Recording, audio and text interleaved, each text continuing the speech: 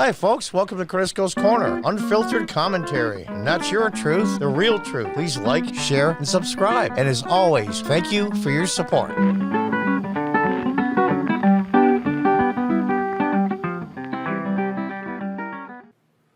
Welcome back. From the American Conservative. Do we need a new constitutional convention? The answer is absolutely. Those you're not familiar with, it's a workaround from the powers in Washington when they become too strong, that 2/3 of the states form a constitutional convention. And their range is limited in scope to certain things, i.e. balanced budget, term limits, things of that nature. And we need 34 states. And then what would happen if any of them were passed? They would go to Congress, and Congress would make them go through the ratification process, i.e. just as if it was done in Congress. It skirts around their authority and power. So, of course, they would be against it. But this is about changing the Constitution, an amendment that would do a lot of good for a lot of people. Second Amendment rights, term limits, a slew of things. In my book, The Politically Incorrect Guide to the Constitution, was a New York Times bestseller. Happily, many people were interested in a Jeffersonian alternative to the Hamilton version of American constitutional history. Unhappily, many people responded to books saying, of course, we all know that liberal judges act that way. Tom Woods wrote, Who Killed the Constitution? The theme of this is that not only liberals and not only judges, the book was an Amazon bestseller. The most common question it evoked was, what can we do about this? I'm not in the hope business. I'm an historian. If you want hope, go to church. I love that line. And then he goes on, you want to read the article. Participating in the Article 5 amending constitutional process. It's not real complicated. Let's just do this little part here. Article 5, the amendment, describes two processes, one of which was used 27 times and the other which was used not at all. The first process, 2/3 of each House of Congress refer a proposed amendment to the states. We've done that 27 times. And that provision become part of the Constitution once 3/4 of the states have ratified it. In the second process, 2/3 of states may call for an amendment convention to take place of Congress in proposing an amendment to the states, and that proposal becomes part of the Constitution as soon as 3/4 of the states have ratified it. The second process was included in the Constitution at George Mason's insistence to deal with the situations in which Congress could not be expected to initiate the amendment process because Congress itself was all or part of the problem.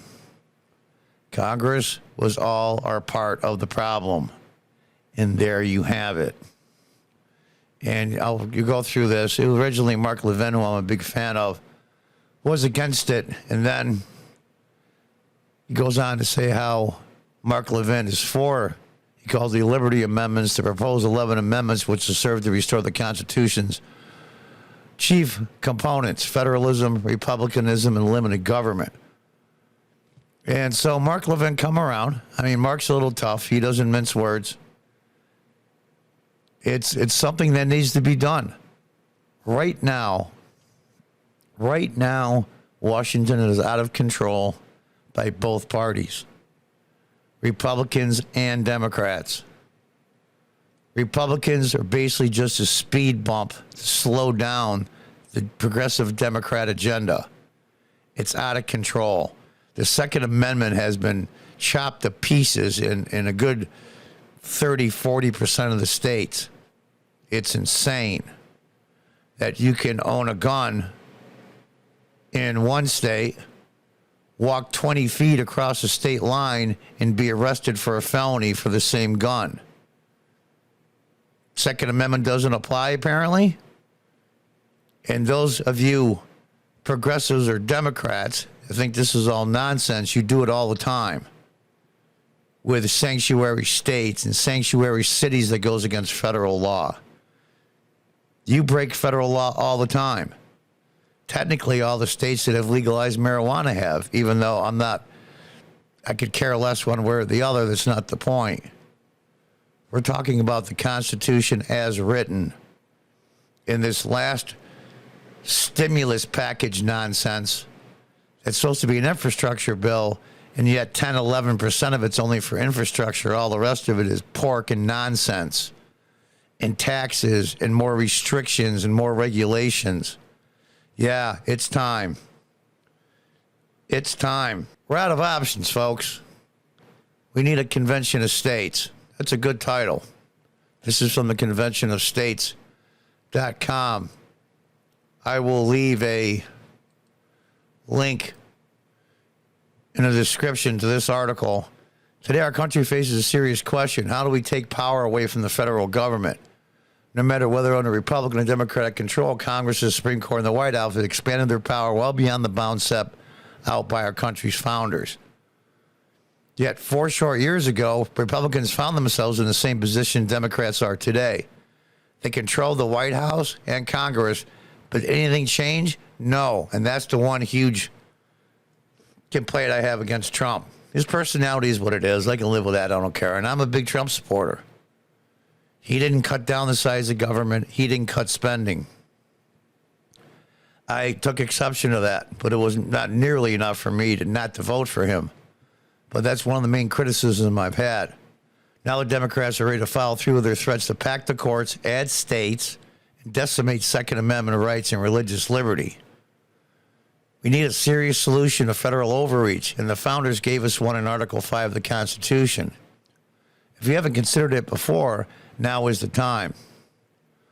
Mark Levin, Pete Hegseth, and Ben Shapiro, and many of others support it. How about you?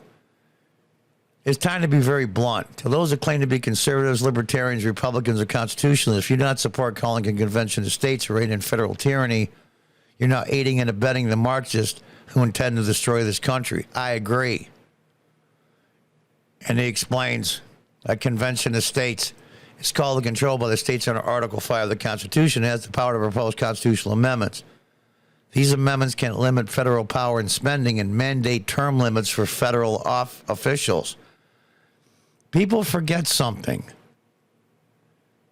When this country was founded, the federal government was created by the states.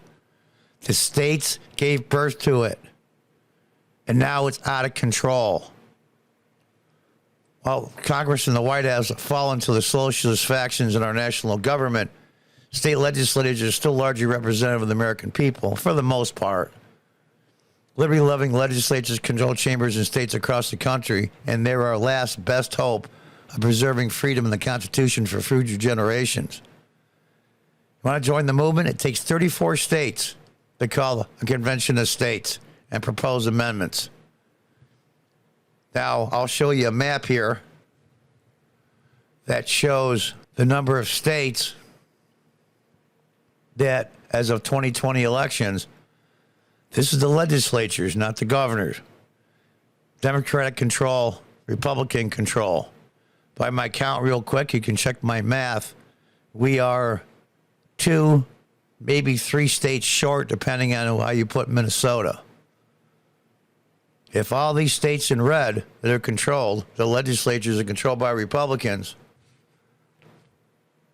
you count them up here. 1, 2, 3, 4, 5, 6, 7, 8, 9, 10, 11, 12, 13, 14, 15, 16, 17, 18. We're 1 or 2 short. If all of these red legislative states, their legislatures call for a convention, a constitutional convention, we only need to convince 1 or 2 more states. It'd be tough because the states that are left, I mean, without Virginia, it's going to be really hard. But yet, here we are. Is it a grasp at straws? Is it a grasp to say, John, you're grasping at straws here, bud. We agree with you 100%. But how is it going to happen? We just don't have the numbers. The states are just too far gone in some cases. The entire West Coast, almost the entire Northeast. Where I live in upstate New York. New York is gone. It's a deep blue state. It used to be at least the New York State Senate was controlled by the Republicans. That's gone. Even though many of those were rhinos, I'll take those over Democrats any day. Is this a long shot?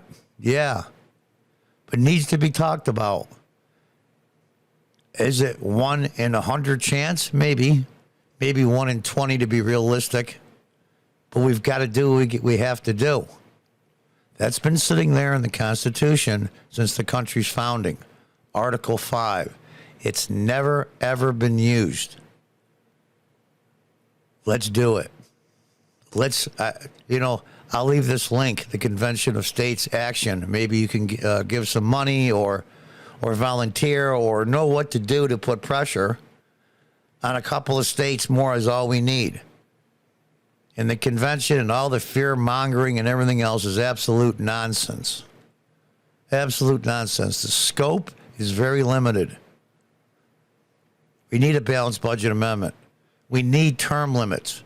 Even in Virginia, which is turning pretty deep blue, maybe not deep blue, but lean blue, they even have term limits on their governor of 1 term. That's why you notice McAuliffe is running again, because he had 1 term, had another Democrat governor, and now he's running again. They can do 1 term. You can't have 2 consecutive. That's how I can run again. So even blue states like Virginia have term limits. It's about time we did too. It's about time we just weeded out these power-hungry, greedy, as the beginning of the movie of Lincoln, when the Secretary of State Seward was trying to convince Lincoln not to put the 13th Amendment before the new Congress was sworn in March. They swore him in March back then. Lincoln says, well, I like your odds now. And Seward said, in the House of Representatives, that group of talentless hicks and hacks, some things don't change. Until the next time, goodbye and good luck.